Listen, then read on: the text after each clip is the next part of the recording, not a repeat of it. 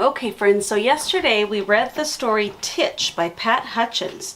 And in that book, the little boy wanted to do lots of the things that his brother and sister could do, but he was just a little bit too small until the very end when he came with a seed that he planted. And even though he was small, he helped grow the big plant.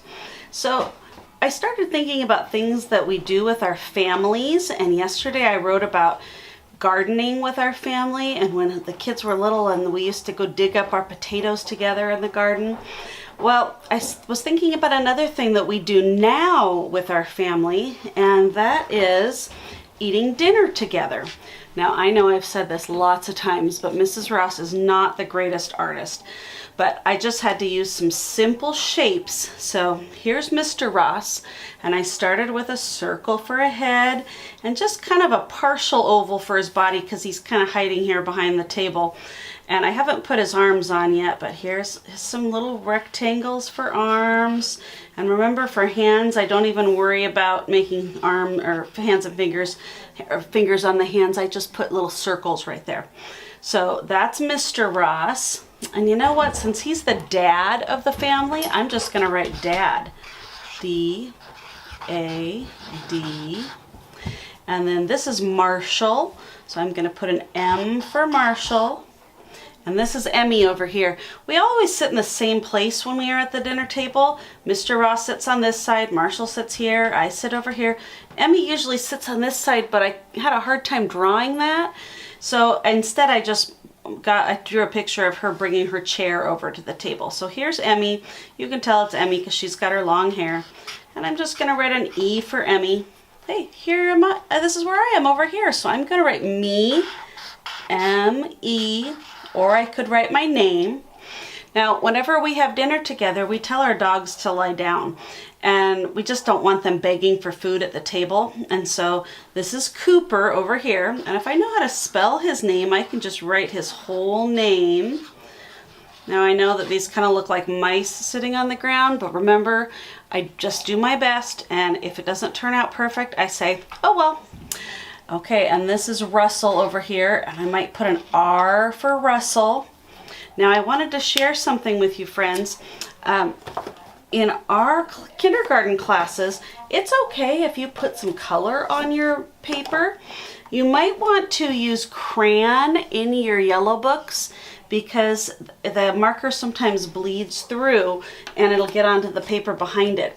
I'm using marker on mine so that it'll show up really nicely, but I can put some details on here. Like I could make Marshall's hair is kind of a brown color, so I can add a little bit of brown to his hair. Emmy's hair is kind of a brown color, so I can add her hair. And here's mine. Mine's also brown. I can add, oh, let's see, I might want to add some lemonade for our drinks. So I'll make that yellow in there. Now you notice that when I'm coloring after I'm finished with my whole picture and after I've put words on my paper, then it's okay to do some coloring. Oh, let's see. We have a lot of red in our house, so just so that you know that this is inside my house, I'm going to put my picture that's on the wall, and it's kind of a design. It's like a quilty little design thing that I've got. So we'll just put some little lines there so you can tell that that's my design that's inside my house.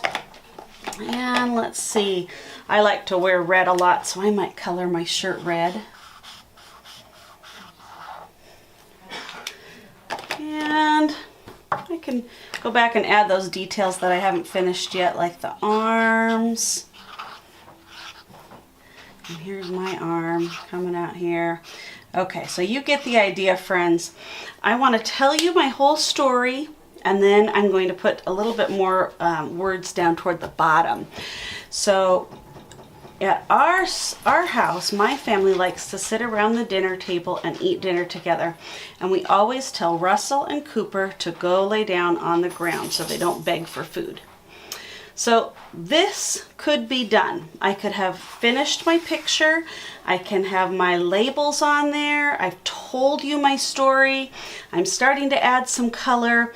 Sometimes kids are ready for words down below, and that's where you can write the story that you have just told. So I might say, we eat together.